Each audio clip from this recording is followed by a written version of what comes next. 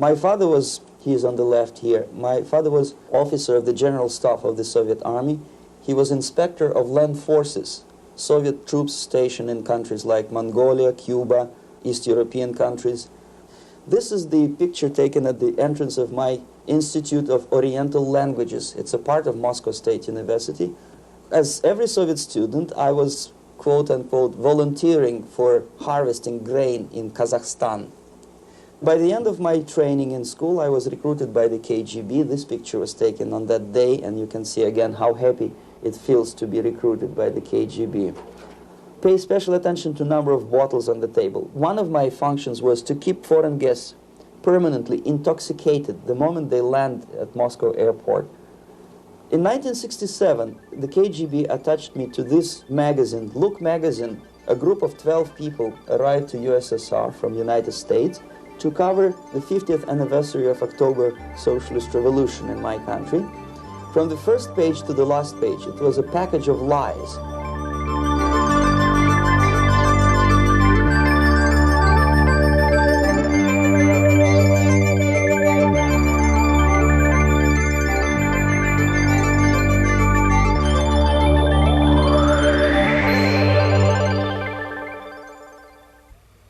Our conversation is with Mr. Yuri Alexandrovich Bezmenov.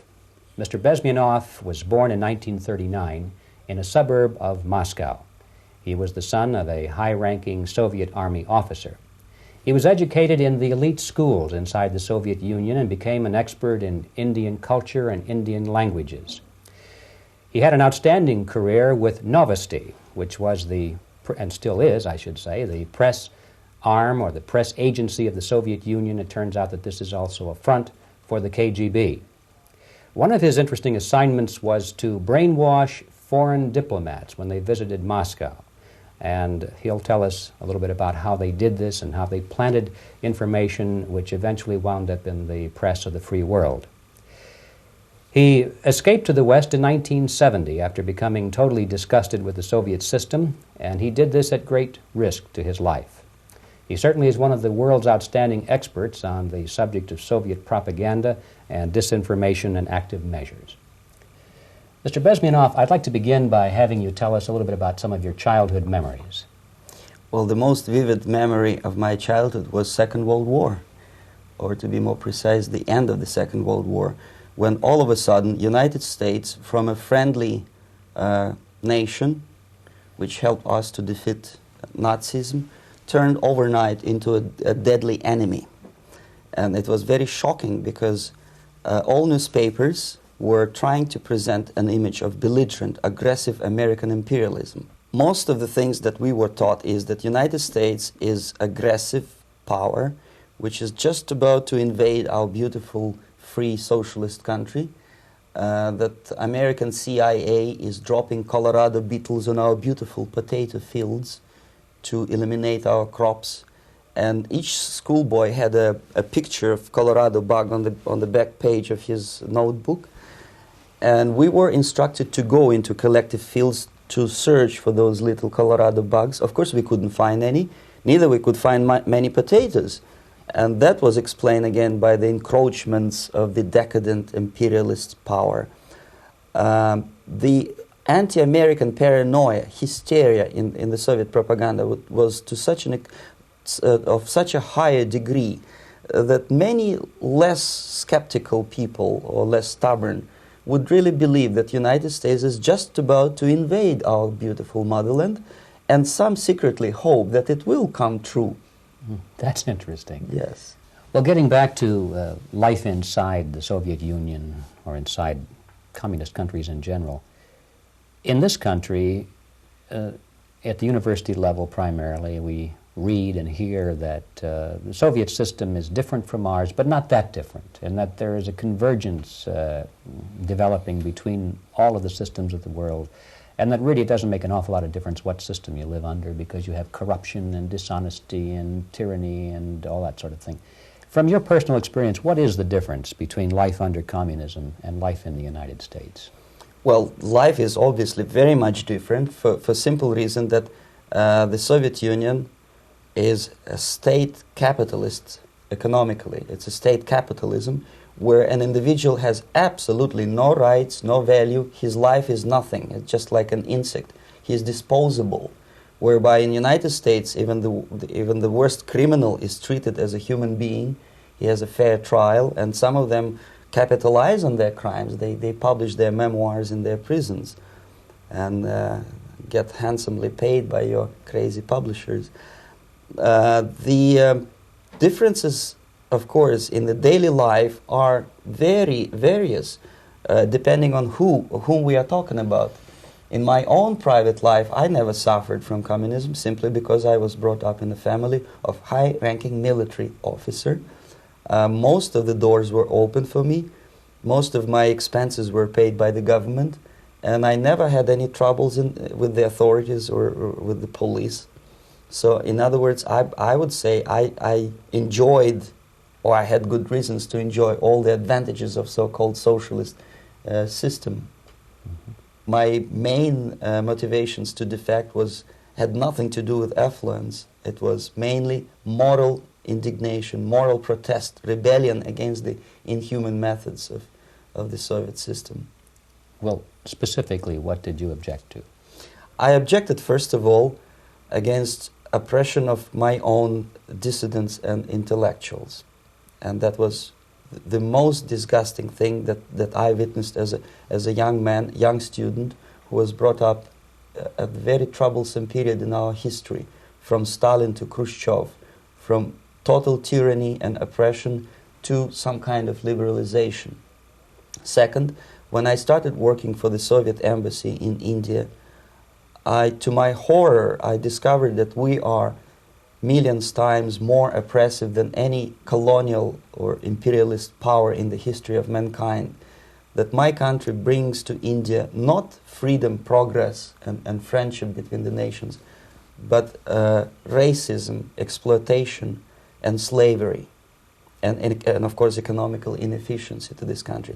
Since I fell in love with India, I developed something which by KGB standards is extremely dangerous thing. It's called split loyalty, when an agent likes a country of assignment more than his own country. I literally fell in love with this beautiful country, a country of great contrasts, but also great humility, great tolerance, and philosophical and intellectual freedoms. My ancestors used to live in caves and eat raw meat when India was a highly civilized nation 6,000 years ago. So obviously the choice was not to the advantage of my own nation. I decided to defect and to entirely dissociate myself from that brutal regime. Mr. Bezmenov, we've read a lot about the concentration camps and the slave labor camps under the Stalin regime. Now the general impression in America is that those things are part of the past.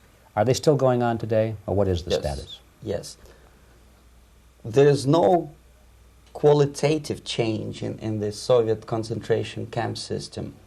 There are changes in numbers of prisoners. Again, this is unreliable Soviet statistics. We don't know how many political prisoners are there in the Soviet concentration camps. But we sure know from various sources that at each particular time there are close to 25 to 30 million of Soviet citizens who are virtually kept as slaves in forced labor camp system. The size of the population of a country like Canada is serving terms as prisoners.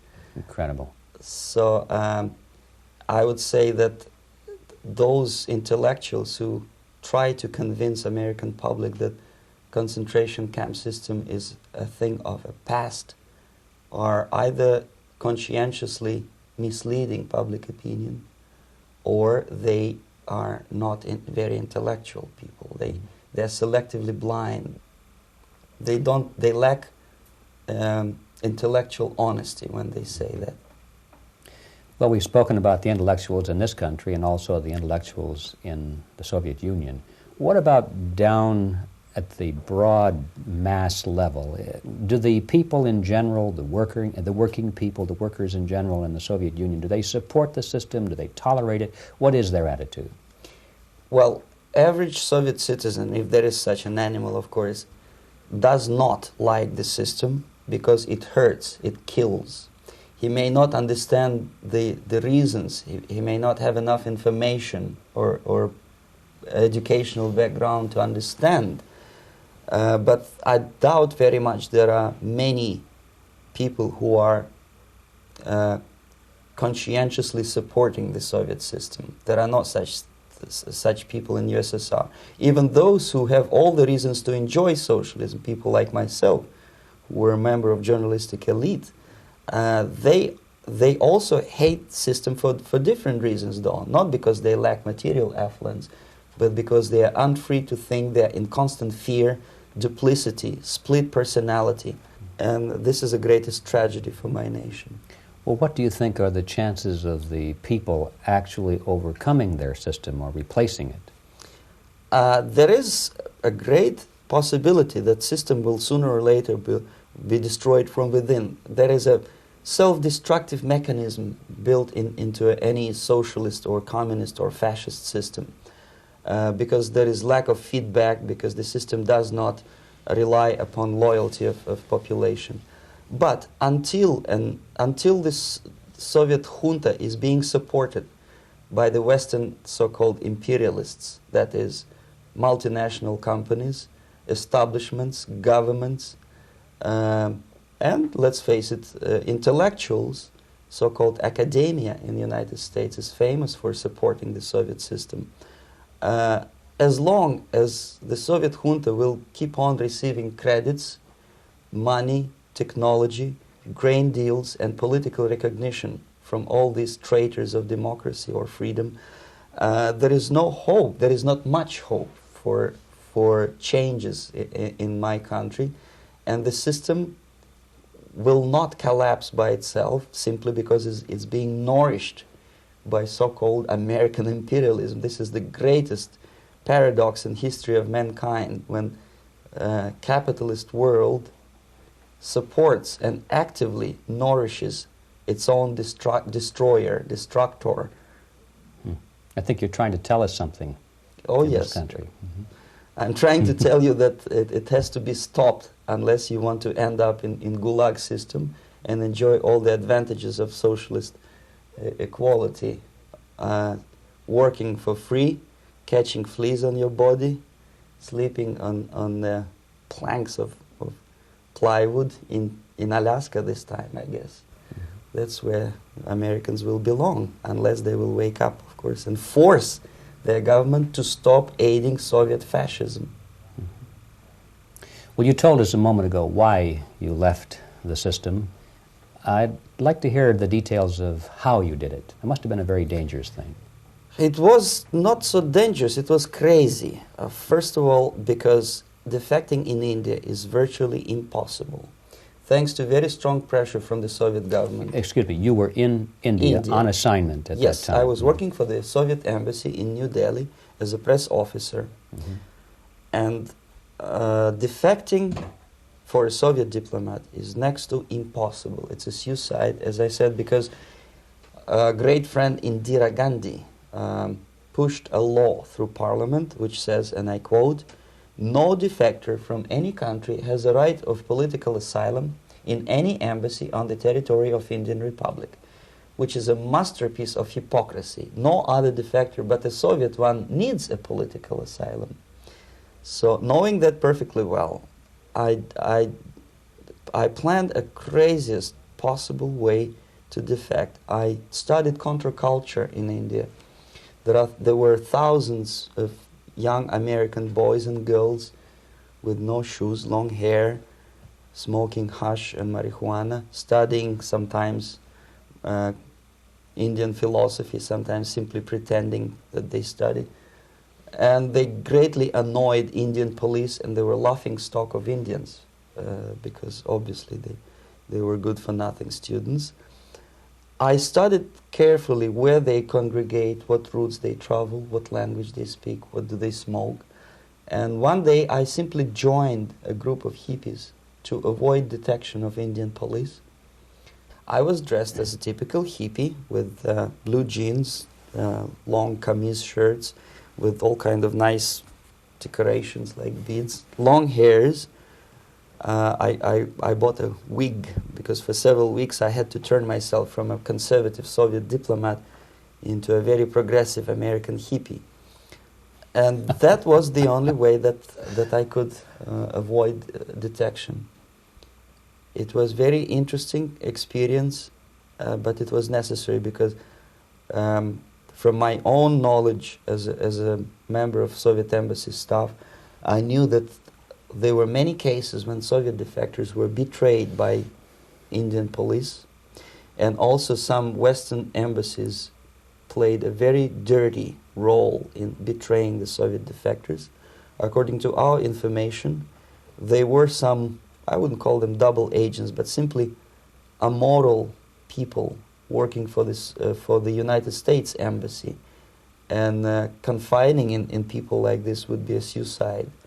So I had to be extremely careful. I could not trust anyone, and that was the reason for such a crazy way to defect. Well, had you been caught in the act of trying to get out, what would have happened to you?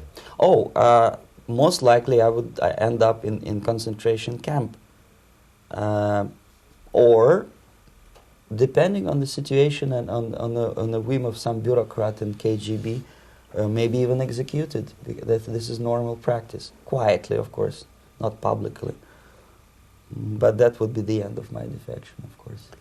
Well, when did you finally make it to the United States? In 1970, after about 6 months of debriefing in Athens by the CIA, and I presume FBI too, they let me go first to Germany, then to Canada. That was my decision. I had to change my identity to protect my family and my friends in USSR.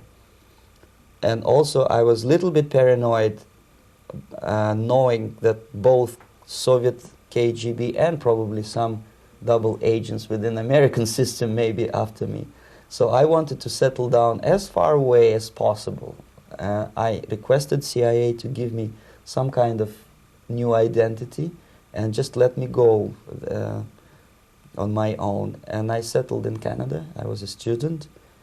I changed many professions, from farm help and laundry truck driver to language instructor and broadcaster for Canadian Broadcasting Corporations in Montreal. Well, have you had any threats on your life or any unpleasant in about 5 years, KGB eventually discovered that I am working for Canadian Broadcasting.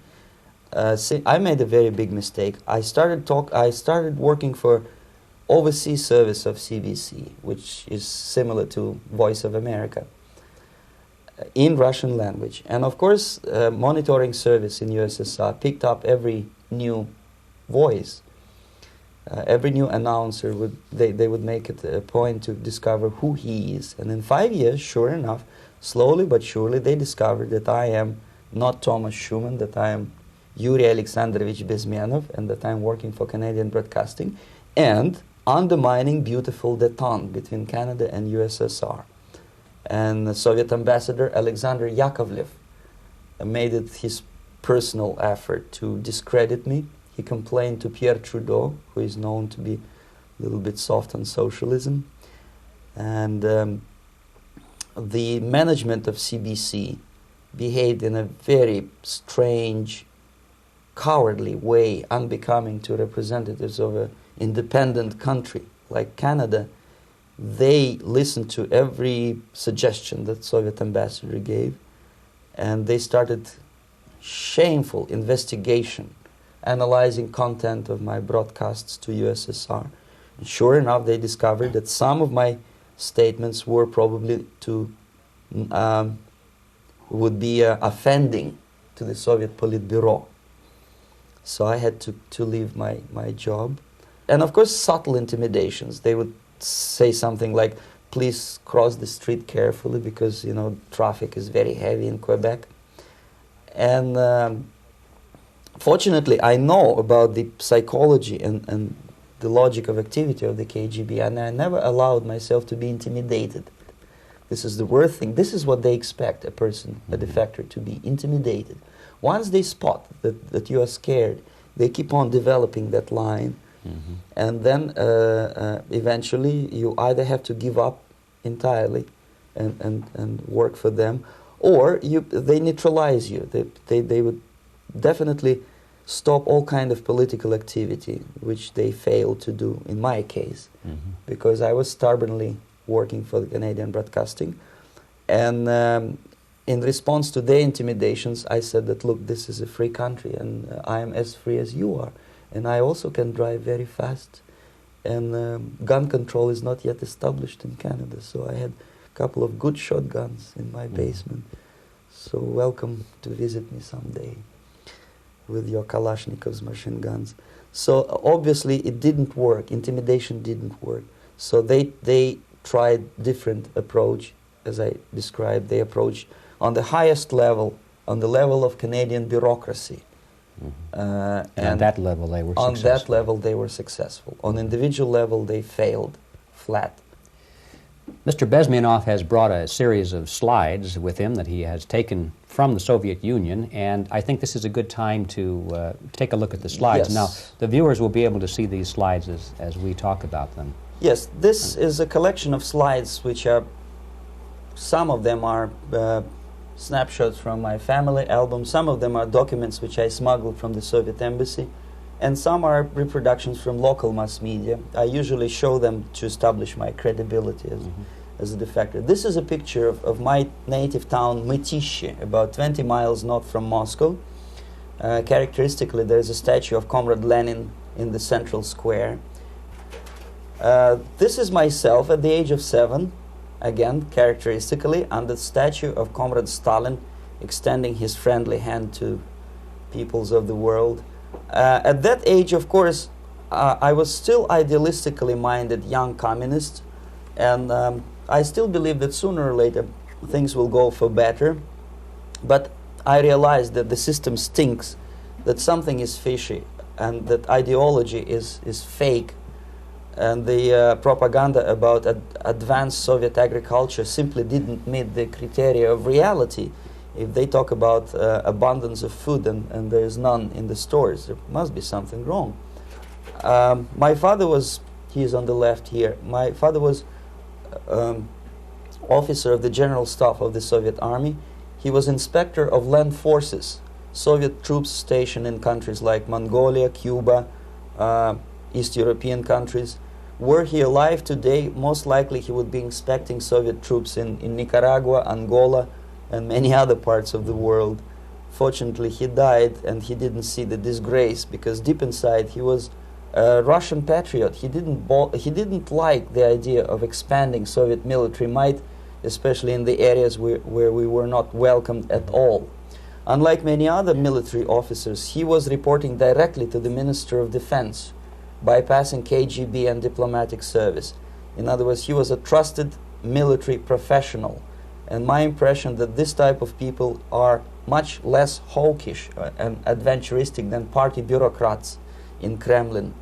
When American mass media describes Soviet military as potentially dangerous counterpart for Pentagon, I simply laugh, because I know better. I know that the most dangerous part of the Soviet power structures are not military at all.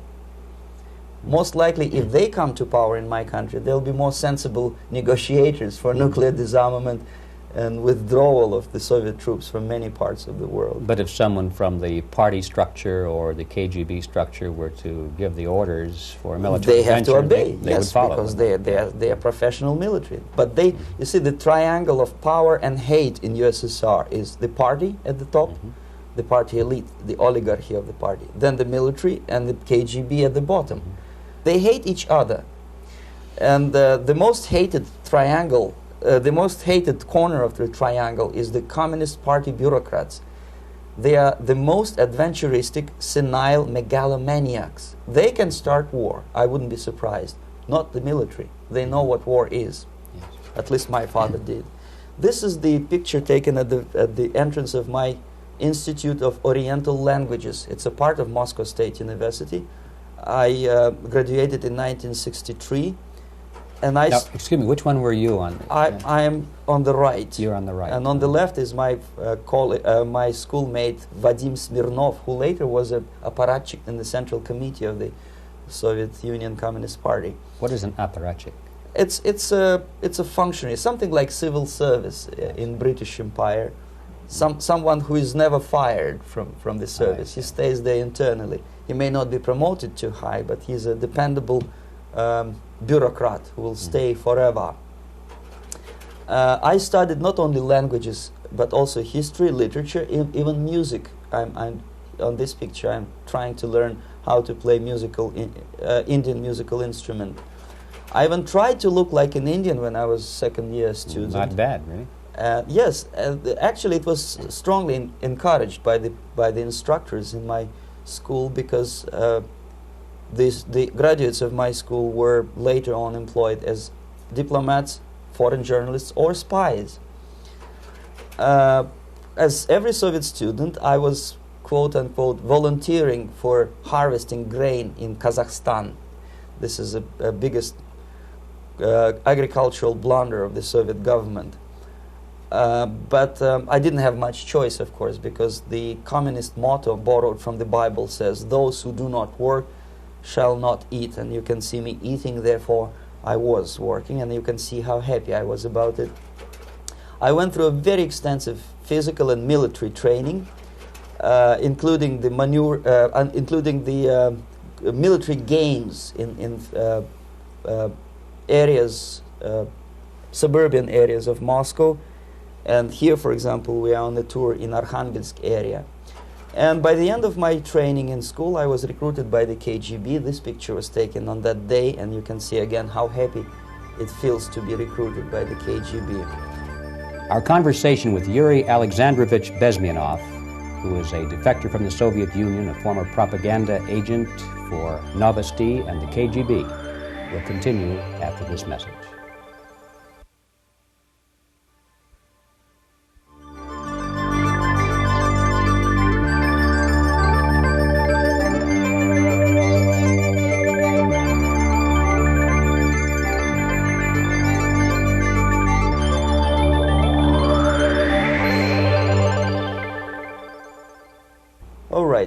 As every student in USSR, I went through very extensive physical and military training and civil defense training too. Unlike in the United States, where civil defense is virtually non-existent, zero.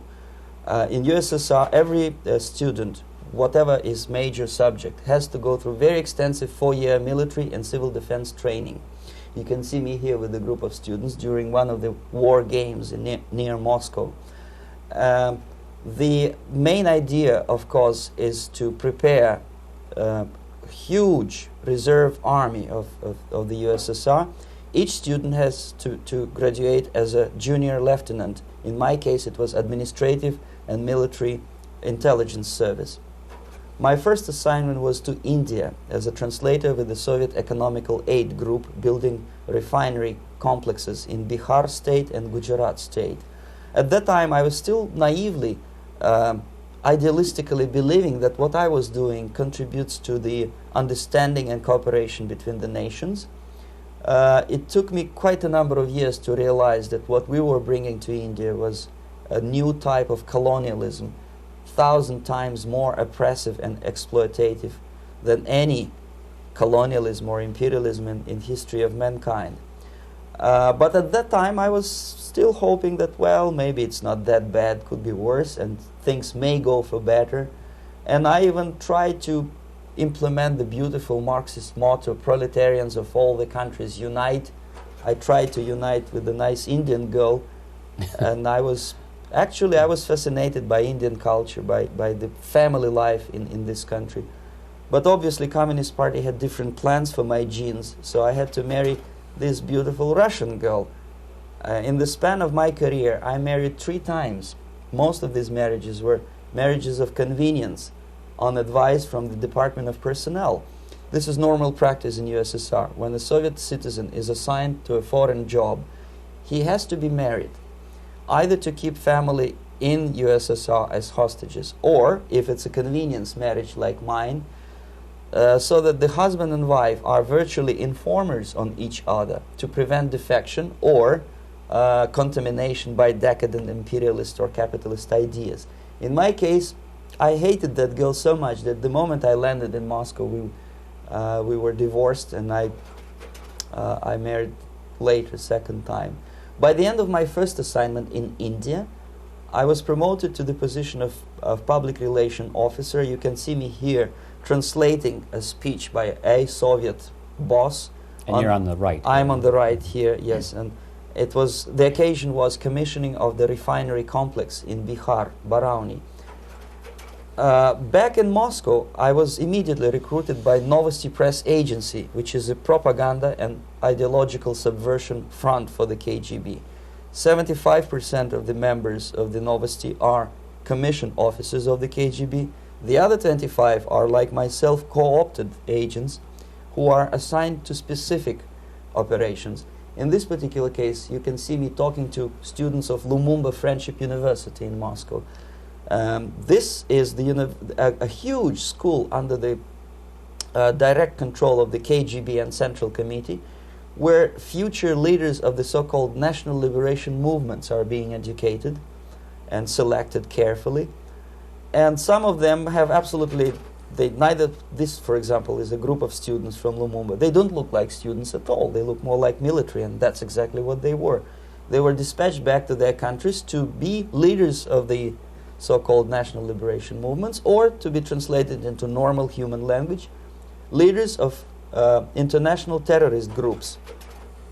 Another area of activity when I was working for the Novosti was to accompany groups of so-called progressive intellectuals, writers, journalists, publishers, teachers, professors of colleges.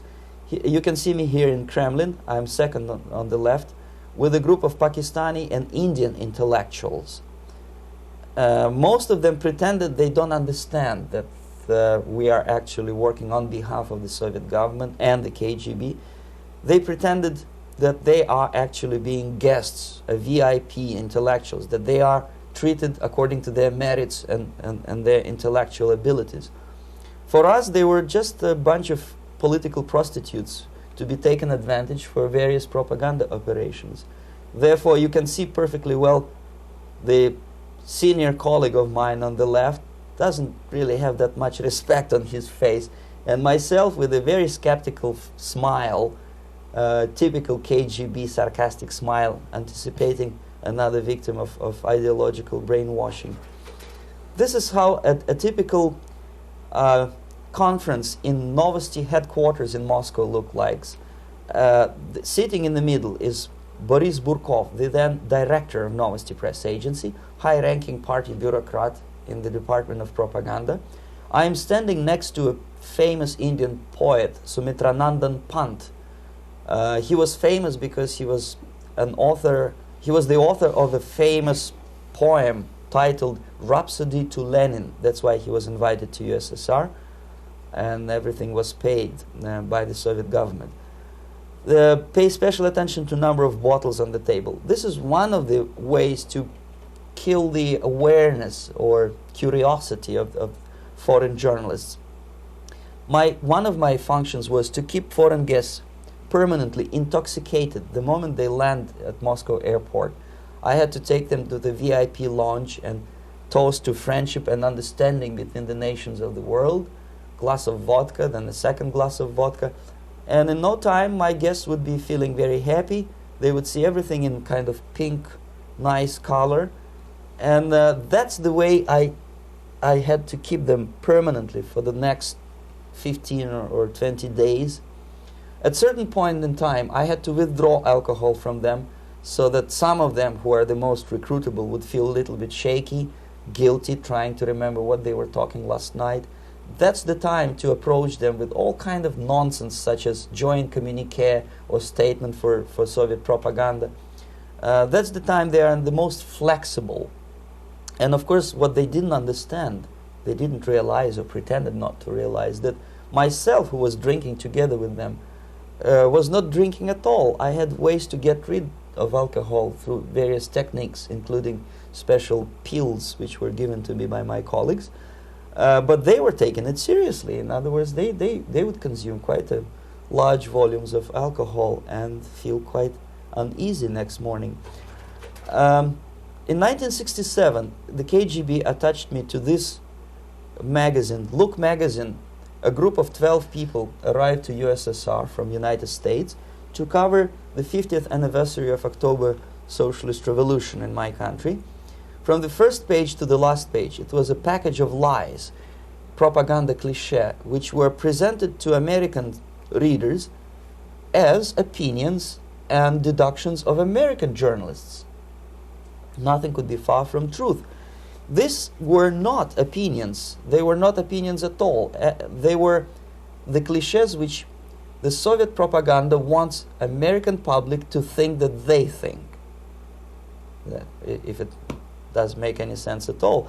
It sure does, because from the viewpoint of the Soviet propaganda, although there are some subtle criticism of the Soviet system, the basic message is that Russia today is a nice, functioning, efficient system supported by majority of population.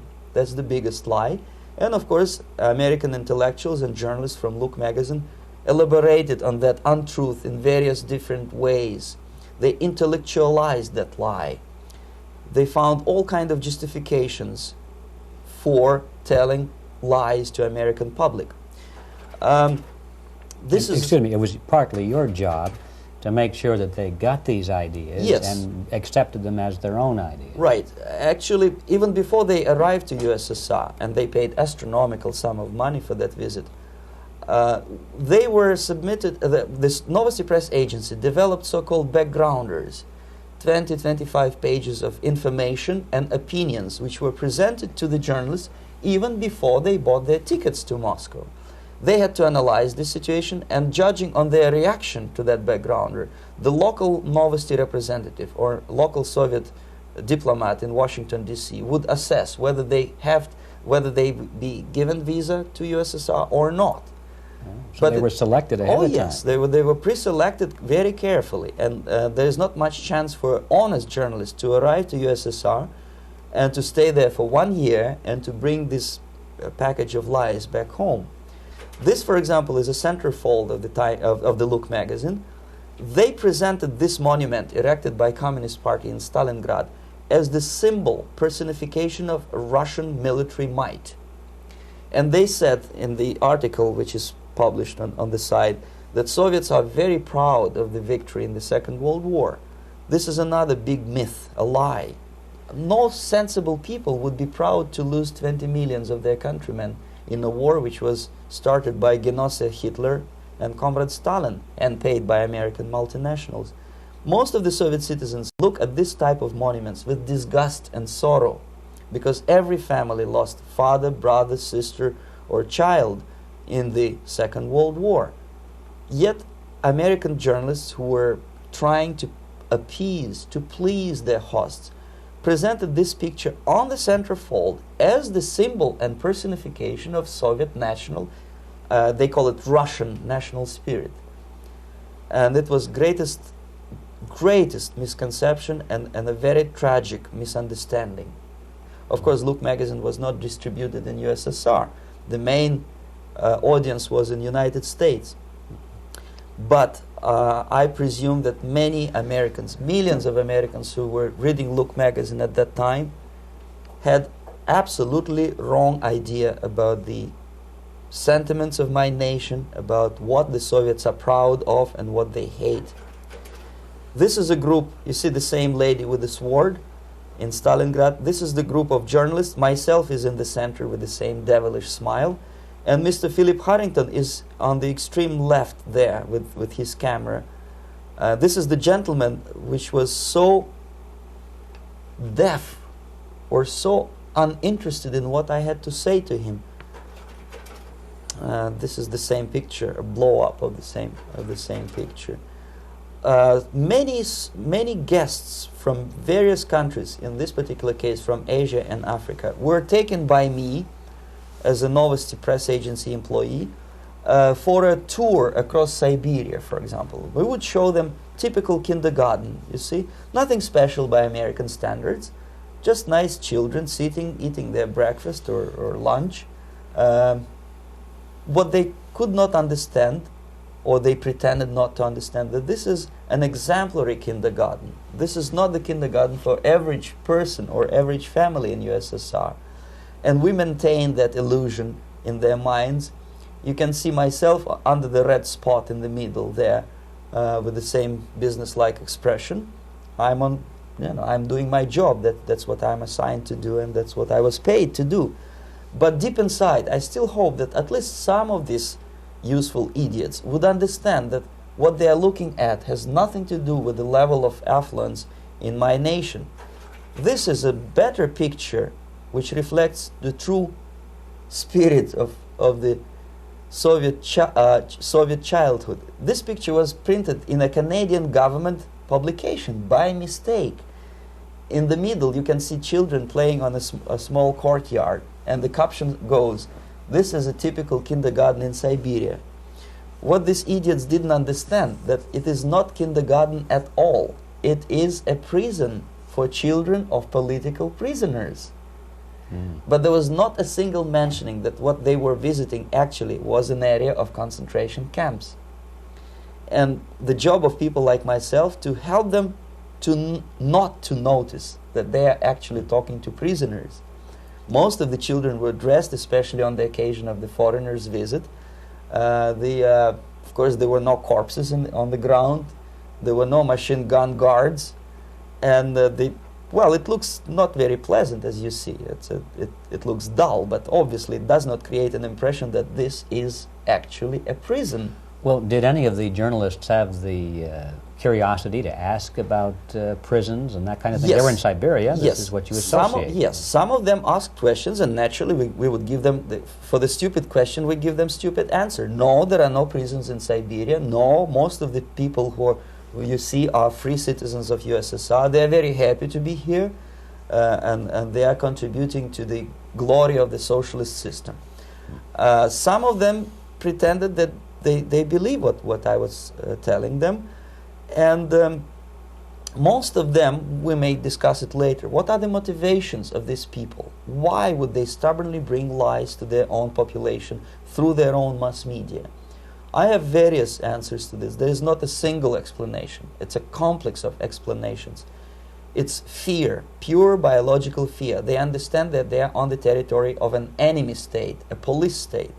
And just to save their rotten skins and their miserable jobs, their affluence back home, they would prefer to tell a lie than to ask truthful questions and report truthful information. Second, most of these schmucks were afraid to lose their jobs, because obviously if you tell truth about my country, you will not last long as a correspondent of New York Times or Los Angeles Times. They will fire you. What kind of correspondent are you? You obviously cannot find common language with Russians if they kick you out in 24 hours. So just by trying to be conformist to their own editorial bosses, they tried not to offend the sentiments of the Soviet administrators and people like myself. Deep inside, I hope they would insult my or offend my sentiments. Obviously, they preferred not to. Another reason, I refuse to believe it, but obviously, there is another reason. Obviously, it's a greed. These people earn a lot of money. When they come back to USA, they claim that they are experts on my country. They write books which sells in million copies, titled like Russians, The Truth About Russia. Most of it is lie about Russia. Yet they claim to be Sovietologists. They play back myth about my country, the propaganda cliches. Yet they stubbornly resist the word of truth. If a person like Solzhenitsyn is either defecting or kicked out of USSR, they try all their best to discredit him and to discourage him. I don't have much chance to appear on national network with a true story about my country. But a useful idiot like Hendrik Smith or Robert Kaiser, they are big heroes. They come back from USSR. They say, oh, we were talking to dissidents in Russia. Big deal. Soviet dissidents are chasing American correspondents in the streets, and they are cowardly escaping from these contacts. For some strange reason, if you want to know more about Spain, you refer to Spanish writers. If you want to learn more about French, you read French writers. Even about Antarctica, I bet you would read Penguins. Only about the Soviet Union, for some strange reason, you read Hendricks and Schmendricks and all kind of Kissingers, because they claim that they know more about my country. They know nothing, or next to nothing, or they pretend that they know more than they actually do. I would say they are dishonest people who lack integrity and common sense and intellectual honesty. They bring back all kind of stories like that. A kindergarten in Siberia. Omitting the most important fact, it's a prison for children of political prisoners. Another greatest example of monumental idiocy of American politicians. Edward Kennedy was in Moscow, and he thought that he is a popular, charismatic American politician who is easygoing, who can smile, dance at the wedding in Russian Palace of Marriages. What he did not understand, or maybe he pretended not to understand, that actually he was being taken for a ride. This is a staged wedding, especially to impress foreign media or useful idiots like Ed Kennedy. Most of the guests there, they had security clearance, and they were instructed what to say to foreigners. This is exactly what I was doing. You can see me in the same damn wedding palace in Moscow where Ed Kennedy was dancing here. You see, smiling. He thinks he's very smart. From the viewpoint of Russian citizens who observe this idiocy, he's narrow-minded, egocentrical idiot who tries to earn his own popularity through participation in propaganda farces like this. Here you can see myself. On the right, again, exemplary Soviet bride. On the left, 3 journalists from various countries, Asia, Africa, and Latin America. Obviously, they enjoying the situation. They will go back home and write the reports. We were present on a regular Soviet wedding. They were not present on a regular Soviet wedding. They were present, they were parts of a farce, of a circus performance. Another thing which I had to sometimes risking my life to explain to foreigners. Time magazine, for example, is very critical of South African racist regime. The whole article was dedicated to the shameful internal passport system where blacks are not allowing to live with whites. For some strange reason, for the last 14 years since my defection, nobody wanted to pay attention to my passport. This is my passport. It also shows my nationality, and it has a police rubber stamp, which is called propiska in Russian language, which assigns me to a certain area of residence. I cannot leave that area, same way as this black man cannot leave the area in South Africa. Yet we call South African government racist regime. Not a single Jane Schmonda or Fonda is brave enough, courageous enough to come to media and say, look, this is what happens in USSR. I send a copy of my passport to many American liberals and civil rights defenders and all the other useful idiots. They never bothered to answer me back. This shows what kind of integrity, what kind of honesty these people are. They're a bunch of hypocrites because they don't want to recognize a good example of racism in my country. This is the first stage of befriending a professor. You can see myself on the left with the same James Bond smile. On the right is my KGB supervisor, Comrade Leonid Mitrokhin, and in the middle a professor of political science in Delhi University. The next stage would be to invite him to a gathering of Indo-Soviet Friendship Society. There he is sitting next to his wife before he is being sent to USSR for free trip. Everything is paid by the Soviet government. He was made to believe that he is invited to USSR because he is a talented, sober-thinking intellectual. Absolutely false. He is invited because he is a useful idiot, because he would agree and subscribe to most of the Soviet propaganda cliché. And when he is coming back to his own country, he is going for years and years to teach the beauties of Soviet socialism to newer and newer generations of his students, thus promoting the Soviet propaganda line. The KGB was even curious about this gentleman. It may look innocent. Maharishi Mahesh Yogi, a great spiritual leader, or maybe a great charlatan and crook, depending on from which side you are looking at him. Beatles were trained at his ashram in Hardwar in India how to meditate. Mia Farrow and other useful idiots from Hollywood visited his school, and they returned back to United States absolutely zonked out of their minds with marijuana, hashish, and crazy ideas of meditation. To meditate, in other words, to isolate oneself from the current social and political issues of your own country, to get into your own bubble, to forget about troubles of the world. Obviously, KGB was very fascinated with such a beautiful school, such a brainwashing center for stupid Americans. I was dispatched by the KGB to check what kind of VIP Americans attend this school. That's you on the left. Yes, I'm on the left.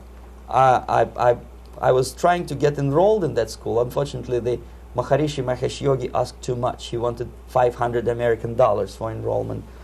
But my function was not actually to get enrolled in the school. My function was to discover what kind of people from United States attend this school. And we discovered that, yes, there are some influential members of family, public opinion makers of United States, who come back with the crazy stories about Indian philosophy. Indians themselves look upon them as idiots, useful idiots. To say nothing about KGB, who looked at them as extremely naive, misguided people. Obviously, a VIP, say a wife of a congressman, or a prominent Hollywood personality, after being trained in that school, is much more instrumental in the hands of manipulators of public opinion and KGB than a normal person who understands, who looks through this type of fake religious training. Why would they be more susceptible to manipulation? I just mentioned that because, you see, a person who is too much involved in introspective meditation. You see, if you carefully look what Maharishi Mahesh Yogi is teaching to Americans, is that most of the problems, most of the burning issues of today can be solved simply by meditating. Don't rock the boat. Don't get involved. Just sit down, look at your navel, and meditate. And the things, due to some strange logic, due to cosmic vibration, will settle down by themselves. This is exactly what the KGB and Marxist-Leninist propaganda wants from Americans, to distract their opinion, attention, and mental energy from real issues of United States into a non-issues, into a non-world, non-existent harmony. Obviously, it's more beneficial for the Soviet aggressors to have a bunch of duped Americans than Americans who are self-conscious, healthy, physically fit, and alert to the reality. Maharishi Mahesh Yogi obviously is not on the payroll of the KGB. But whether he knows it or not, he contributes greatly to demoralization of American society. And he's not the only one. There are hundreds of those gurus who come to your country to capitalize on naivete and stupidity of Americans. It's a fashion. It's a fashion to meditate. It's a fashion not to be involved. So obviously, you can see that if KGB were that curious, if they paid my trip to Hardwar, if they assigned me to that strange job, obviously they were very much fascinated.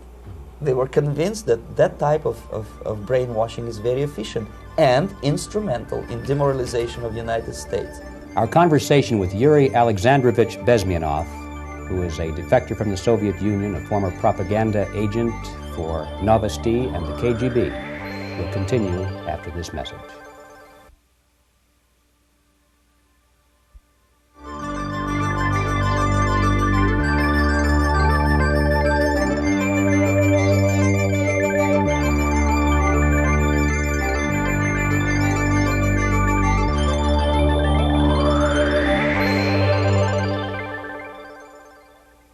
This picture shows the part of the building of USSR embassy, and my supervisors. On the left is Comrade Mehdi, an Indian communist, and on the right, Comrade Mitrokhin, my supervisors in the secret department of research and counter-propaganda. It has nothing to do with either research or counter-propaganda. Most of the activity of that department was to compile huge volume of information on individuals who were instrumental in creating public opinion.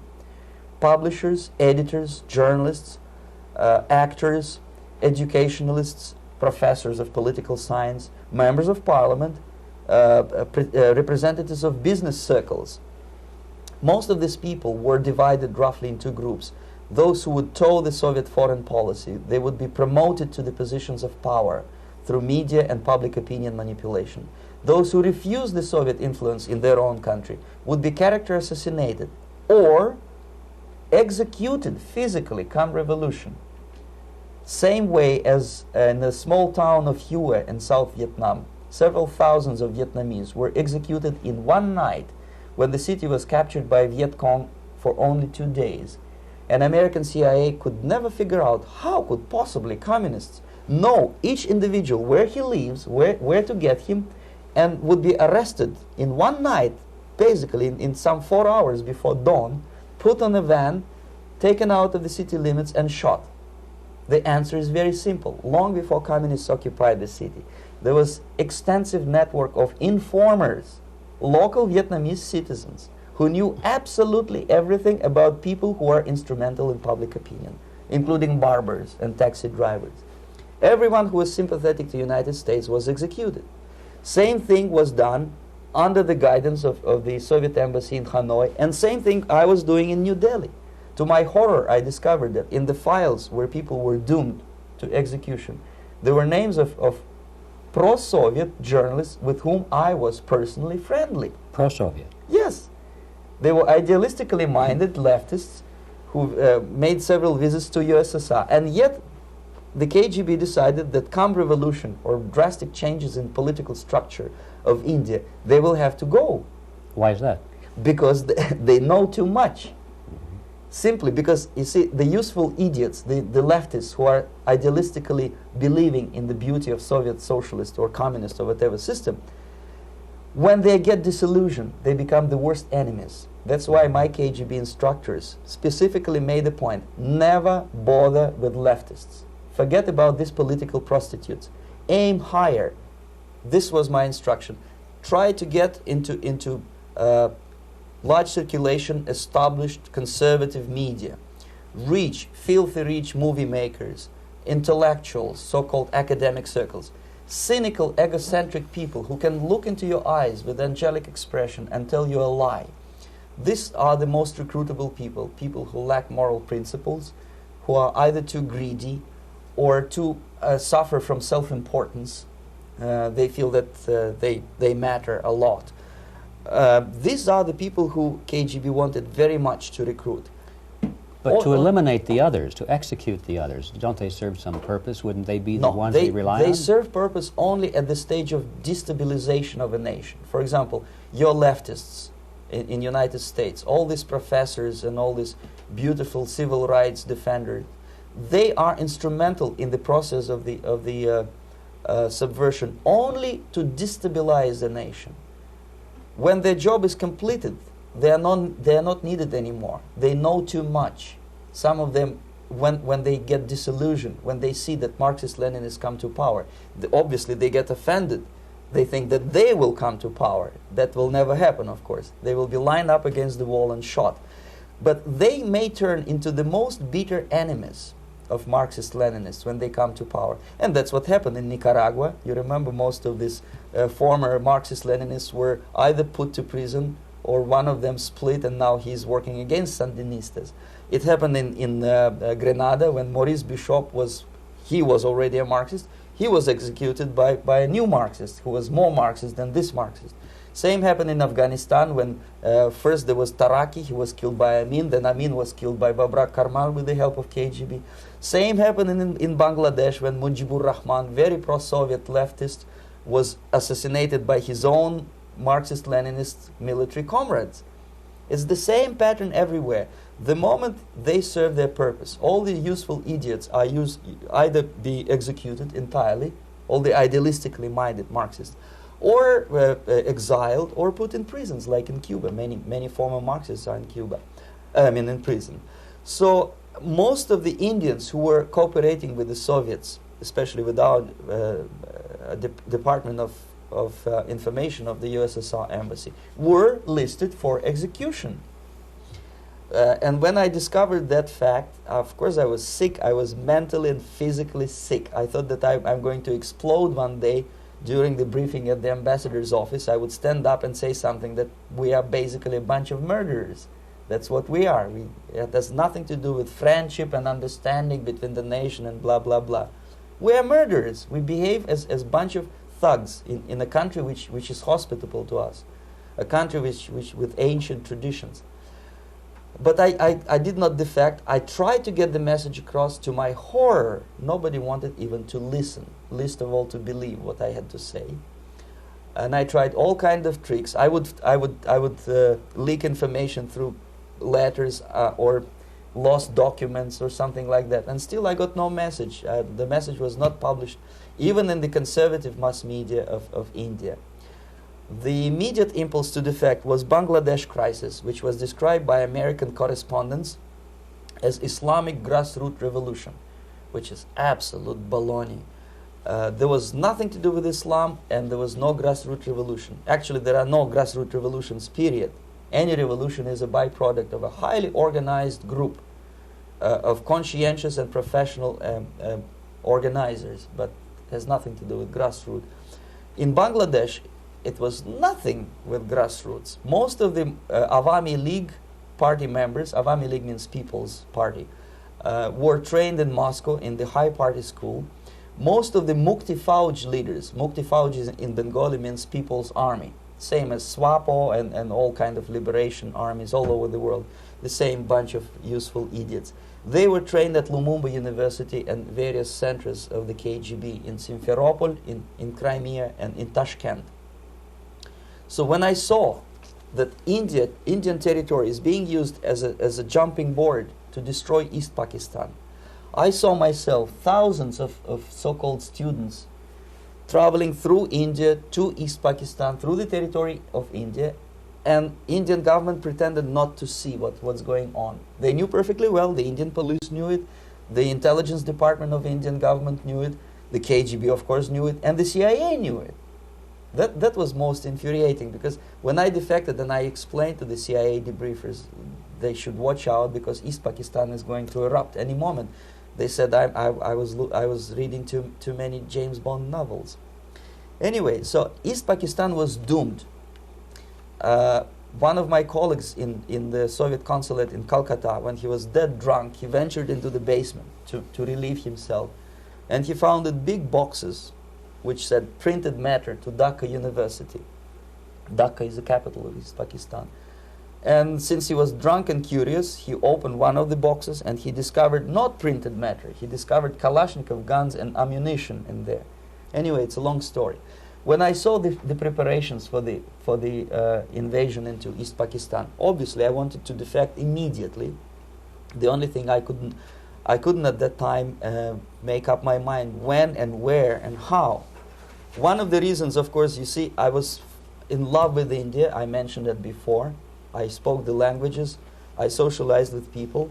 And I understood that I had to act fast unless I want this beautiful country to be permanently and irreparably damaged by our presence. One of the reasons not to defect was, as you can see, I was living in relative affluence. Who the hell in the normal mind would defect and do what? To be abused by your media, to be called McCarthyist and fascist and paranoid, or to drive a taxi in New York City? What for? What the hell for should I defect? To be abused by Americans, to be insulted in exchange for my effort to bring the truthful information about impending danger of subversion. As you can see, I was living in quite a comfortable conditions next to swimming pool, where Indians were not allowed, by the way. I was highly paid expert in propaganda. I had my family. I was respected by my nation. My career was cloudless. The third reason, how to defect with the family. To defect with the baby and the wife would be virtual suicide, because according to law, that hypocritical law which I quoted before, the Indian police will have to hand me over back to the KGB, and that will be the end of my defection and probably my life. Again, I cannot smuggle my wife because she was not quite sure what I was doing. She was not that idealistically involved, and she was definitely not in the total picture of what I was doing for the KGB. She would be shocked if I put her in my van and drive her to the American embassy or elsewhere. That would be a greatest danger. So again, I had to defect in such a way that my defection would look as simple disappearance. And there were many cases like that when the Soviet agents simply disappeared, either killed in action or, thanks to their curiosity and their close contacts with radicals, some of them were killed by the Marxists, by the way. It happened in many African countries when the Soviet KGB were killed by Africans themselves. Not because they hated Marxism, Leninism, but because they were simply trigger-happy bunch of unruly characters. If you give them a machine gun, they will shoot. And some of the Soviets obviously were not careful enough to protect themselves, and they got into embarrassing situations when they were shot at the crossfire between factions of so-called liberation movements. Anyway, so I decided, as I said, to study the counterculture. I decided this probably would be the best way to disappear. I socialized with characters like this. On the left, you see, he's a barefoot American hippie.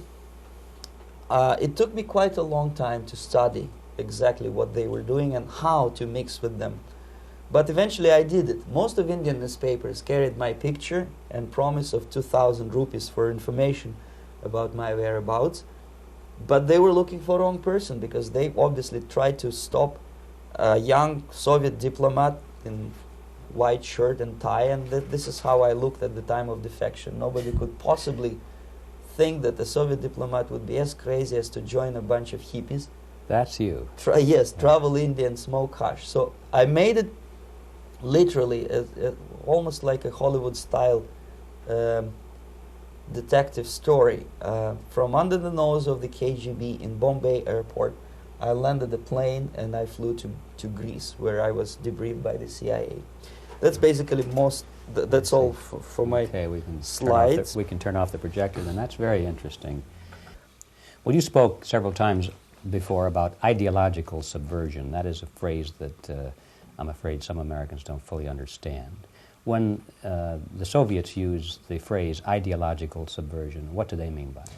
Ideological subversion is the process which is legitimate, overt, and open. You can see it with your own eyes. All you have to do, all American mass media has to do, is to unplug their bananas from their ears, open up their eyes, and they can see it. There is no mystery. There is nothing to do with espionage. I know that espionage intelligence gathering looks more romantic. It sells more deodorants through the advertising, probably. That's why your Hollywood producers are so crazy about James Bond type of thrillers. But in reality, the main emphasis of the KGB is not in the area of intelligence at all. According to my opinion and opinion of many defectors of my caliber, only about 15% of time, money, and manpower is spent on espionage as such. The other 85% is a slow process which we call either ideological subversion or active measures, активные мероприятия in the language of the KGB, or psychological warfare. What it basically means is to change the perception of reality of every American to such an extent that despite of the abundance of information, no one is able to come to sensible conclusions in the interests of defending themselves, their families, their community, and their country. It's a great brainwashing process which goes very slow, and it's divided in 4 basic stages. The first one being demoralization. It takes from 15 to 20 years to demoralize a nation. Why that many years? Because this is the minimum number of years which requires to educate one generation of students in the country of your enemy, exposed to the ideology of the enemy. In other words, Marxism-Leninism ideology is being pumped into the soft heads of at least 3 generations of American students without being challenged or counterbalanced by the basic values of Americanism, American patriotism. The result you can see. Most of the people who graduated in the 60s, dropouts or half-baked intellectuals, are now occupying the positions of power in the government, civil service, business, mass media, educational system. You are stuck with them. You cannot get rid of them. They are contaminated. They are programmed to think and react to certain stimuli in a certain pattern. You cannot change their mind, even if you expose them to authentic information, even if you prove that white is white and black is black. You still cannot change the basic perception and the logic of behavior. In other words, these people, the process of demoralization is complete and irreversible. To get rid of society of these people, you need another 20 or 15 years to educate a new generation of patriotically minded and common sense people who would be acting in favor and in the interests of the United States society. And yet these people who've been programmed and, as you say, in place and Yes. who are favorable to an opening with the Soviet concept, these are the very people who would be marked for extermination in this country? Most of them, yes. Simply because the psychological shock when they will see in future what the beautiful society of equality and social justice means in practice, obviously they will revolt. They will be very unhappy, frustrated people, and the Marxist-Leninist regime does not tolerate these people. They will join the links of dissenters, dissidents. Unlike in present United States, there will be no place for dissent in future Marxist-Leninist America. Here you can get popular like Daniel Ellsberg and filthy rich like Jane Fonda for being dissident, for criticizing your Pentagon. In future, these people will be simply squashed like cockroaches. Nobody is going to pay them nothing for their beautiful, noble ideas of equality. This they don't understand, and it will be a greatest shock for them, of course. The demoralization process in the United States is basically completed already. For the last 25 years, actually it's overfulfilled, because demoralization now reaches such areas where previously not even Comrade Andropov and all his experts would even dream of such a tremendous success. Most of it is done by Americans to Americans, thanks to lack of moral standards. As I mentioned before, exposure to true information does not matter anymore. A person who was demoralized is unable to assess true information. The facts tell nothing to him. Even if I shower him with information, with authentic proof, with documents, with pictures, even if I take him by force to the Soviet Union and show him concentration camp, he will refuse to believe it until he is going to receive a kick in his fat bottom. When a military boot crashes his balls, then he will understand, but not before that. That's the tragic of the situation of demoralization. So basically America is stuck with demoralization, and unless, even if you start right now, here, this minute, you start educating new generation of Americans, it will still take you 15 to 20 years to turn the tide of ideological perception of reality back to normalcy and patriotism. The next stage is destabilization. This time, subverter does not care about your ideas and the patterns of your consumption. Whether you eat junk food and get fat and flabby, doesn't matter anymore. This time, and it takes only from 2 to 5 years to destabilize a nation, what matters is essentials: economy, foreign relations, defense systems. And you can see it quite clearly that in some areas, in such sensitive areas as defense and economy, the influence of Marxist-Leninist ideas in the United States is absolutely fantastic. I could never believe it 14 years ago when I landed in this part of the world, that the process will go that fast. The next stage, of course, is crisis. It may take only up to 6 weeks to bring a country to the verge of crisis. You can see it in Central America now. And after crisis, with a violent change of power, structure, and economy, you have so-called the period of normalization. It may last indefinitely. Normalization is a cynical expression borrowed from Soviet propaganda. When the Soviet tanks moved into Czechoslovakia in '68, Comrade Brezhnev said, "Now the situation in brotherly Czechoslovakia is normalized."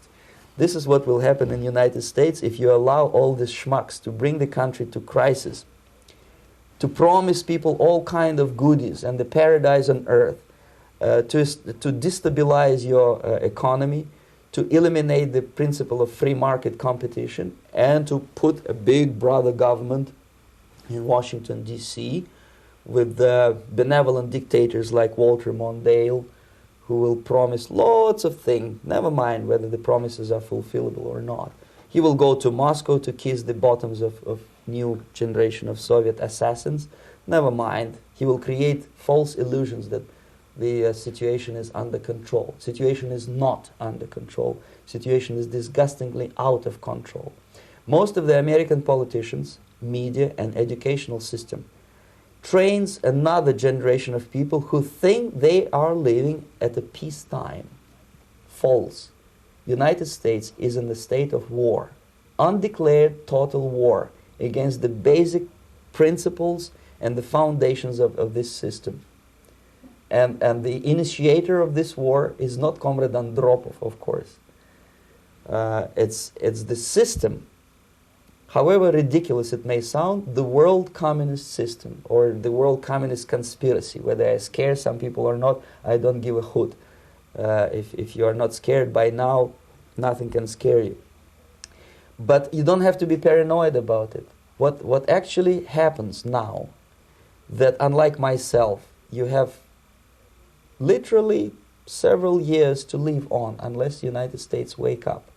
The time bomb is ticking. With every second, the disaster is coming closer and closer. Unlike myself, you will have nowhere to defect to, unless you want to live in Antarctica with penguins. This is it. This is the last country of freedom and possibility. Okay, so what do we do? What is your recommendation to the American people? Well,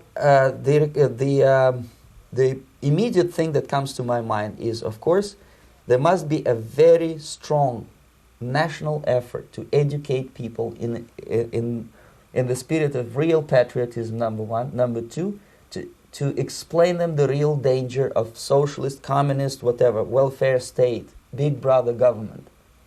If people will fail to grasp the impending danger of that development, nothing ever can help United States. You may kiss goodbye to your freedom, including freedoms to homosexuals, to prison inmate. All this freedom will vanish, evaporate in 5 seconds, including your precious lives. The second thing, the moment at least part of United States population is convinced that the danger is real, they have to force their government. And I'm not talking about sending letters, signing petitions, and all this beautiful, noble activity. I'm talking about forcing United States government to stop aiding communism. Because there is no other problem more burning and urgent than to stop the Soviet military-industrial complex from destroying whatever is left of the free world. And it is very easy to do. No credits, no technology, no money, no political or diplomatic recognition, and of course no such idiocy as grain deals to USSR.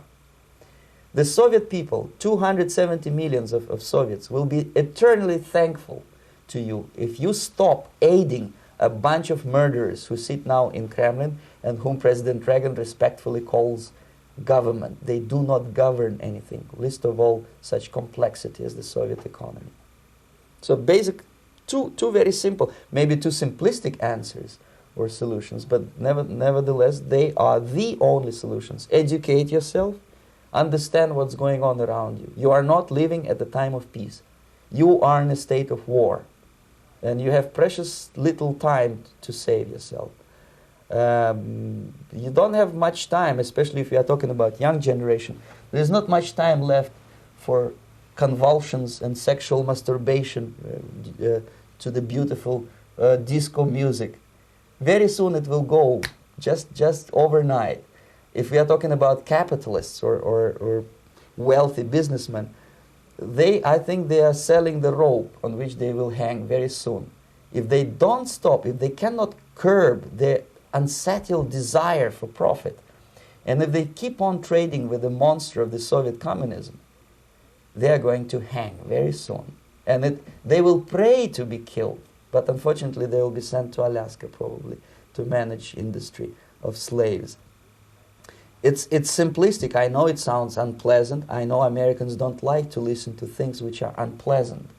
But I have defected not to tell you the stories about such idiocy as microfilm, James Bond type espionage. This is garbage. You don't need any espionage anymore. I have come to talk about survival. It's a question of survival of this system. You may ask me, what is it in for me? Survival, obviously, because unlike, as I said, I am now in your boat. If we sing together, we'll sing beautifully together. There is no other place on this planet to defect to.